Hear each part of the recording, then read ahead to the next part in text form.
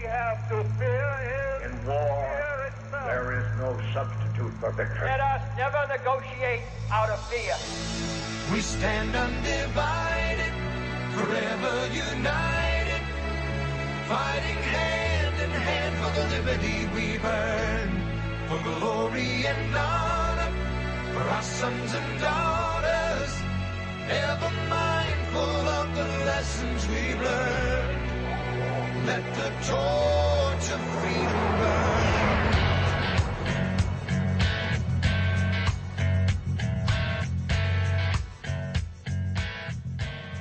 Welcome to the intersection of faith and politics. This is WallBuilders Live with David Barton and Rick Green. You can find us online at our websites. There's WallBuilders.com. That's our main website. You can go there. If you're a pastor, you can find out about our pastors' briefings throughout the year.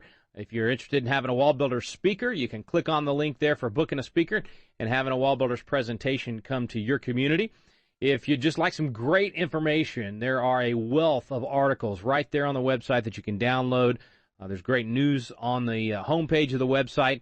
And then if you'd like to get some of the great materials that WallBuilders has put out over the years, educating folks about the Founding Fathers, it's all available there at WallBuilders.com.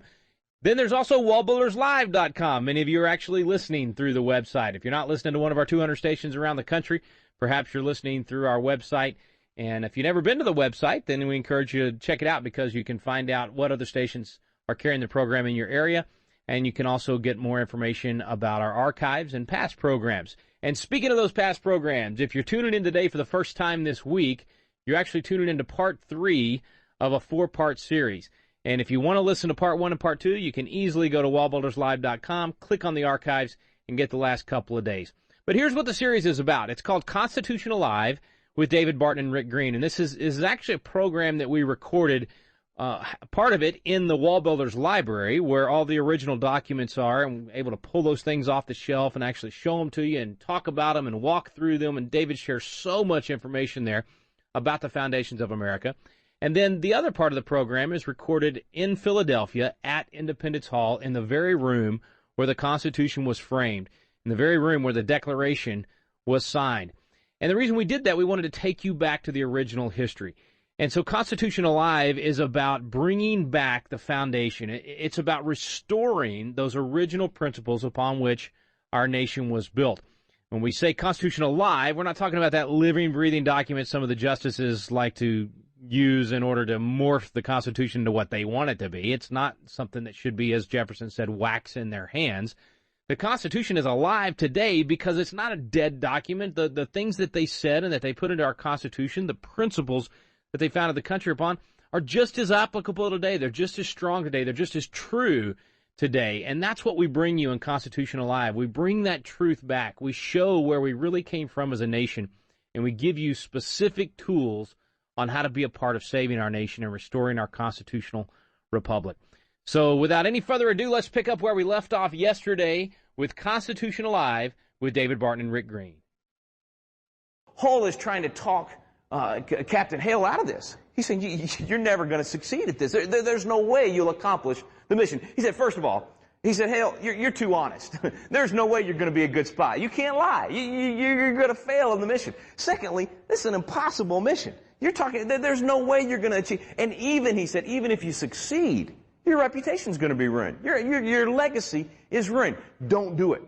There's no honor in it, he said.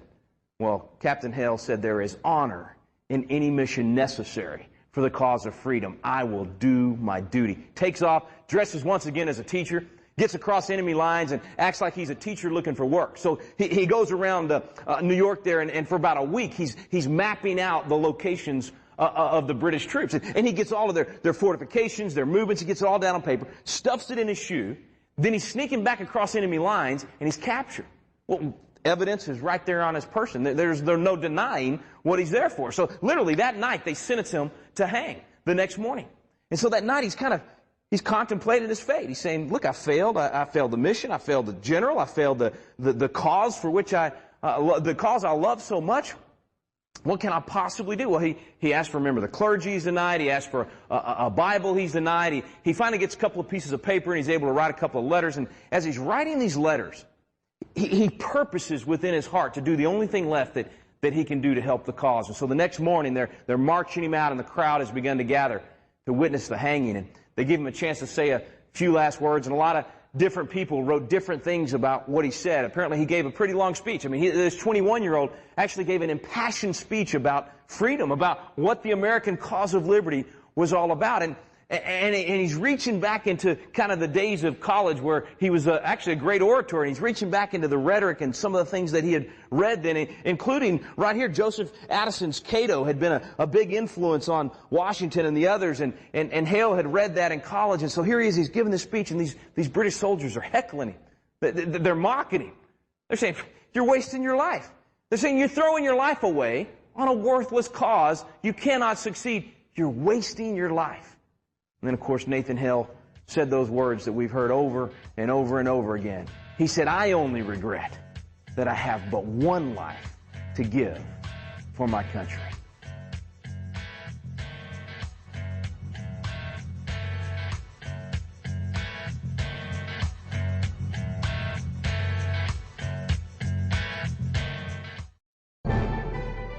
Hey guys, this is Tim Barton with WallBuilders, and I know you hear my dad and Rick talk a lot about our founding fathers, about the original intent of our nation, the constitutional heritage that we have, and really we've seen how far we've slipped away from that. And I know a lot of us, as we hear my dad and Rick talk, think, I wish there was a place that I could go and I could see these documents, that I could read and learn about the founding fathers firsthand, see the things they did. And I want to give you some websites today that can help you accomplish that very thing. If you get online, you can go to places like Library of Congress, and you can look under their Century of Lawmaking or historical documents. You can go to the Avalon Project, to the Founders Constitution, to Google Books, or even the Internet Archives, or you can just go to WallBuilders' website. We have a section for our library, and under that section we have different subgroups for historical documents, historical writings, even a place where you can get helpful links to find out more information about other websites where you can do research for yourself and find the truth for yourself. Friends, this is the time that we need to know who we are and where we came from. WallBuilders.com is a great place to go.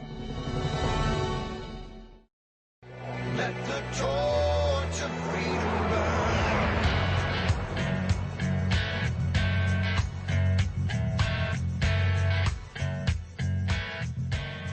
One life to give. He accomplished more in that moment than he ever could have with all that intelligence he was bringing back, because those words would be repeated over and over again among the American ranks. They would encourage those that were thinking about not re-upping to re-up and stay in. They encouraged others to get in and fight. And for generations, we've used those words to inspire generations to be willing to give of themselves for others, sometimes to pay the ultimate price in sacrifice. One life to give.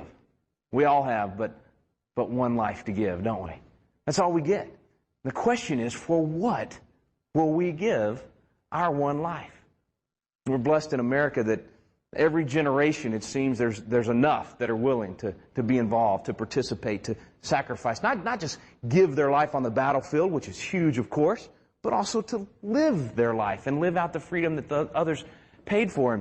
And as I think back to these guys in this room, to Nathan Hale and those throughout the Revolutionary period, fast forward to even now, guys like Michael Murphy, the Navy SEAL that received the Medal of Honor after giving his life. And so many of these guys. And really, when you look back over America's history, you think about all of those that sacrificed, the millions that served, 1.2 million that gave it all, that gave their one life for you, for me, for us to be able to enjoy this room tonight. You know, the good book says that there's no greater love that any man has than that he lay down his life for his friends, for, in this case, for his country. And those that serve in our military and in our first responders and on the front lines here in America as well. They are willing to give their one life for us. And I think about that book that James Bradley wrote about his dad, The Flags of Our Fathers, from Iwo Jima. My wife, her grandfather, got a Purple Heart at Iwo Jima, and it really struck me when he talked about that makeshift monument there at Iwo Jima. It said, when you go home, tell them for us and say, for your tomorrow, we gave our today. We gave our one life so you could be free. I don't know about you, but I've always struggled with how to honor those that came before me. I've always struggled with how to obey the biblical command that says, render honor unto whom honor is due. But I think those that sacrifice and that give of themselves for us, they deserve our honor. But I've always wondered how. How do you, I mean, you know, when I meet a veteran, I always say thank you for your service, but it seems so empty. It seems like I'm not, I mean, how do I honor that they were willing to give their life for me? And I had kind of an epiphany moment, if you will, when I was sitting in a movie theater several years ago. You might have saw the movie. You remember the movie Saving Private Ryan? How many of y'all saw that movie, Saving Private Ryan? You remember the storyline, right? This kid has lost all his brothers. He's 19 years old. His brothers have all been killed in action. The Army figures this out. They want to get him out of the theater and get him home. This was the policy after the Sullivan brothers, the actual true story. And so they're trying to get him home to his family as the last surviving son, but they can't find him. And so Tom Hanks' character is a guy named Captain Miller, and his job is to get in there with his team, find Private Ryan, 19-year-old Ryan, and get him home to his family. And so throughout the movie, these guys on Captain Miller's team keep getting knocked off. They're giving their lives. They're sacrificing their lives for this one kid, Private Ryan. And so throughout the movie, you keep seeing all these guys sacrifice their lives. And then at the end of the movie, Captain Miller finds Private Ryan. They're just about to get him out, and Captain Miller gets shot. He dies. But just before he dies, he grabs this kid, this 19-year-old that they had all given their lives for. He pulls him in real close. And he said 2 words, not just to Private Ryan, I think to every one of us in this room, all of you at home watching. He said, earn this. Earn this. They had given their lives for him, and they're saying to him, earn the freedom that we've sacrificed for. And only as Hollywood can do it, they morphed from that young 19-year-old Private Ryan to 50 or 60 years later, an elderly Private Ryan has come back, and he's visiting the grave of Captain Miller.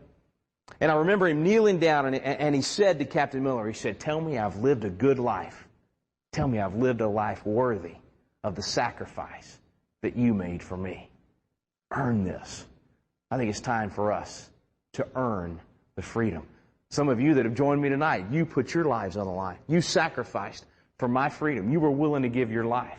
Many that are at home watching, willing to do that. We want to earn the freedom that we've been given. How do we do that? I think Abraham Lincoln probably said it better than anybody. He said, it is from these honored dead that we take increased devotion to the cause for which they gave the last full measure of devotion. That these dead shall not have died in vain, that this nation under God shall have a new birth of freedom, and the government of the people, by the people, for the people, shall not perish from the earth. He's saying the way we honor those that came before us is we take increased devotion to the cause for which they gave the last full measure of devotion. The cause that started right here in this room. The cause of liberty, the cause of freedom. We increase our devotion to that cause. That's how we honor what they did for us. And that's why we're here tonight. We're here to honor them and to say, look, they gave their one life for us. What can we do? What can we as citizens do? How do we give our lives, live our lives, if you will, in a way that honors the sacrifice that came before us? Well, we start right here by saying, what was it that these guys put together? What was this secret sauce, this formula that made our nation so free and so successful? And then what's our job?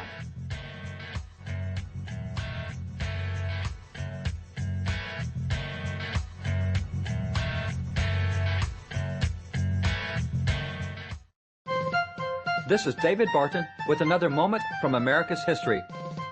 The teachings of God's Word are the best friend civil government has because these teachings deal with the heart. Only by dealing with the heart can crime be prevented, for as Jesus explained in Matthew 5, all crime comes from the heart. Understanding this, Daniel Webster, the great defender of the Constitution, once declared, "The cultivation of the religious sentiment represses licentiousness. It inspires respect for law and order and gives strength to the whole social fabric. Whatever makes men good Christians makes them good citizens. Indeed, it is not the good Christians whom the police arrest for armed robbery, gang activity, or other such crimes." Understanding this, the Founding Fathers encouraged religious instruction, for as Daniel Webster so accurately noted, good Christians make good citizens. For more information on God's hand in American history, contact WallBuilders at 1-800-8-REBUILD. Let the torch of freedom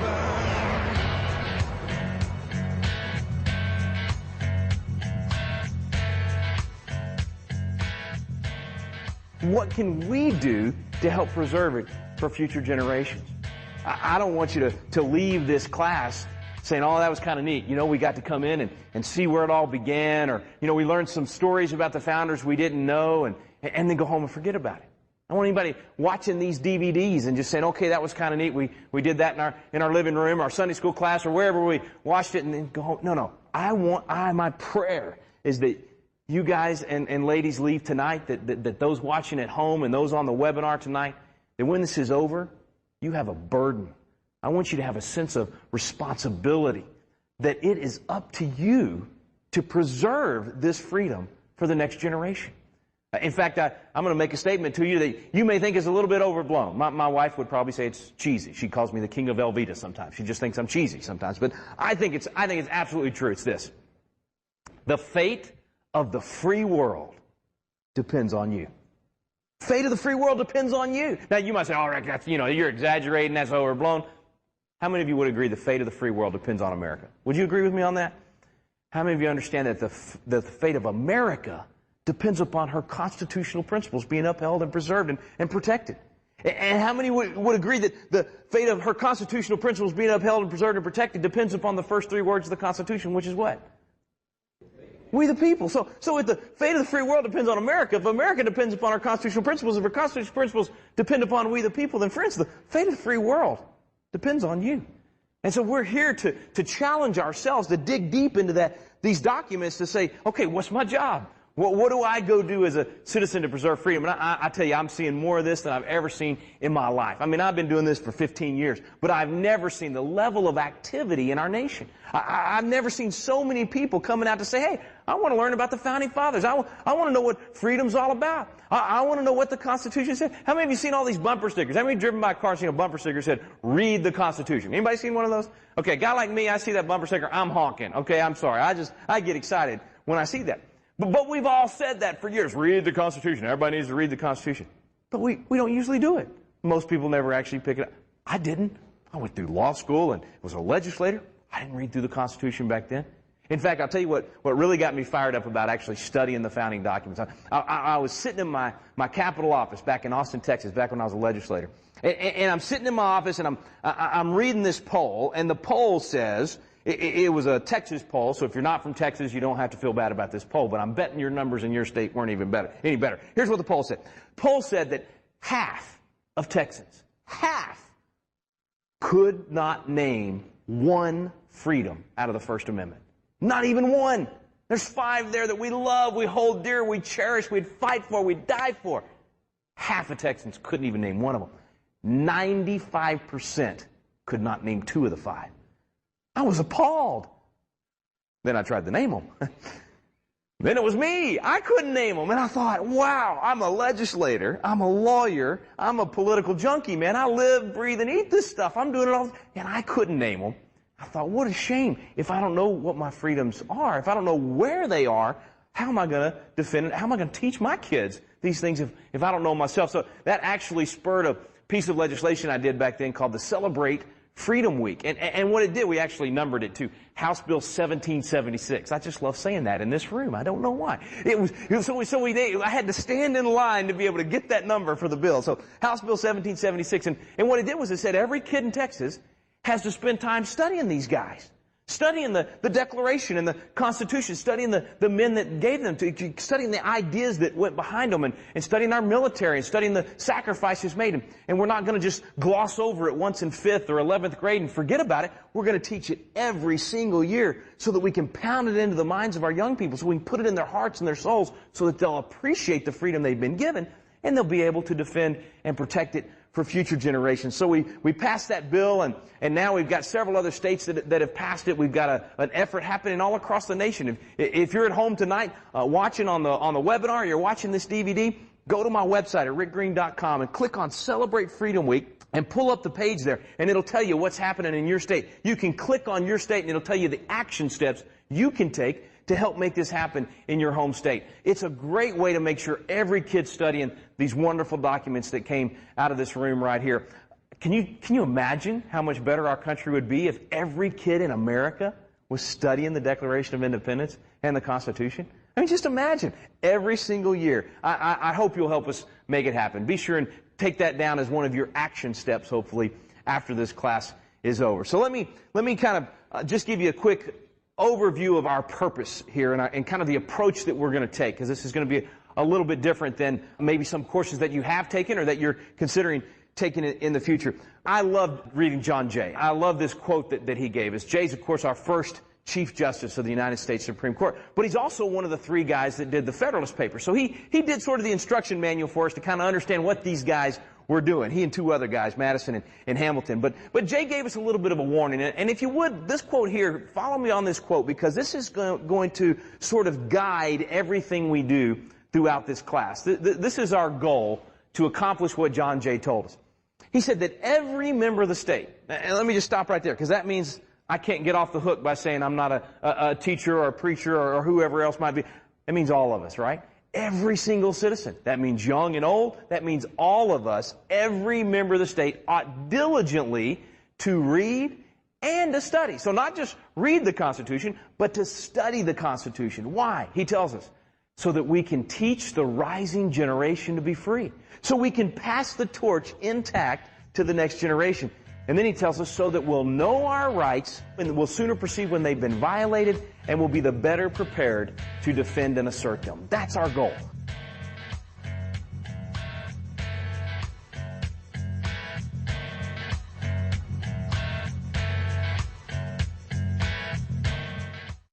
Have you ever wanted to learn more about the United States Constitution but just felt like, man, the classes are boring, or it's just that old language from 200 years ago, or I don't know where to start? People want to know, but it gets frustrating because you don't know where to look for truth about the Constitution either.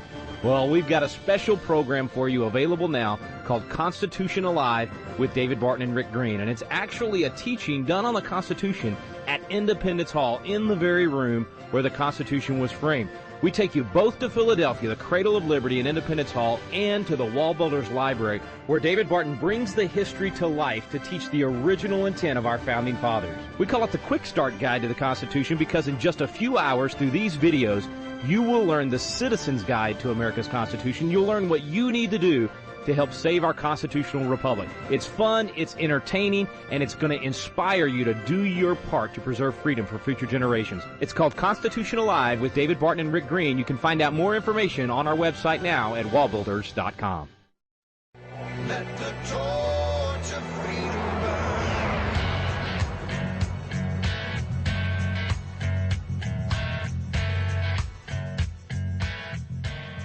To know our rights, perceive when they've been violated, and be the better prepared to defend and assert them in a constitutional, peaceable way. That's one of the most important things of what we want to do in this class is say, okay, if we see something going wrong in our government or in our Constitution, we don't want anarchy, we don't want violence, we don't want any of those. The document actually gives us the tools. It gives us the means to peaceably participate in our government so that we can save that government and save that freedom for future generations. So that's what we're going to do throughout the whole class. And our approach, let me just give you 3 or 4 kind of setup things about the way we're going to do this. Let me just first say, folks, I'm no guru, okay? I'm so blessed to get to work with some guys I think are gurus, guys like Ed Meese and David Barton and other guys like that, Matt Staver. I get to learn at their feet. And all I'm doing is I'm here with you as a fellow citizen. We're going to sharpen each other's countenance tonight. We're going to help each other open these documents and study them. So we'll have questions all night. Feel free to ask questions. We'll probably do them at the end of each section. You're going to stump me before the night's over, and it'll be fun. All right, let's just have a good time together learning to be better citizens. And the other thing about the class, we're not an exhaustive study. This is not a year-long program. In fact, the best analogy I know to think of, how many of you ever bought a computer or a monitor or a big TV or something, and it came with a quick start guide? you know the nice glossy thing you could flip out, just because, something like this where, hey, I just want to know where to plug everything in, right? I just want to get this thing working. I don't want to read the big thick manual that came with it. I'm never going to read it. I want the quick start guide so I can make this thing work. That's what we're doing tonight. We're going to do the quick start guide to the Constitution. Why? So that we as citizens can get plugged in, so we can make sure the pieces of our government are properly plugged in and working correctly, and so that we can make corrections on it if we need it. if you look at my books back here, these are all the things that I'm trying to study to be able to do the Quick Start Guide. So these are the big manuals and everything, and I'm trying, and you guys can help me distill this thing down to where citizens all over the country. Now, you guys you've traveled here from all over the nation, so you love this, right? I mean, you're willing to read the big, thick manuals, and many of you probably already have. But most people back home aren't going to do it, are they? Well, we're out of time for today, folks. You've been listening to WallBuilders Live, and what we're airing this week is a 4-day series called Constitution Alive with David Barton and Rick Green. And it's an opportunity to walk through the entire Constitution and learn a lot of great things about our foundation and how to restore our constitutional republic. More information can be found about the entire program. It's a little over 12 hours of information available to you on DVD and the workbook. You can find out more about that at our website, wallbuilders.com. But if you'd like to listen to the rest of the series, tomorrow will be the conclusion. So if for some reason you tuned in the middle of the program today, you missed the first 2 parts to this 4-part series, you can go to our website at wallbuilderslive.com, click on the archives, and listen to those first 2 programs anytime that you like. You can also share them with your friends and family, and we encourage you to do so that they can get educated about our Constitution as well. And then tomorrow we'll have the conclusion. So it's a 4-part series. It's called Constitution Alive with David Barton and Rick Green. And what we're airing in this 4-part series is it's only segment 1 out of the entire Constitution Alive program. But at least gives you a taste and gives you a chance to start getting educated on these things and to share them with your friends and family. We appreciate you listening today. Join us tomorrow for the conclusion of Constitution Alive with David Barton and Rick Green. You've been listening to WallBuilders Live. We stand undivided, forever united, fighting.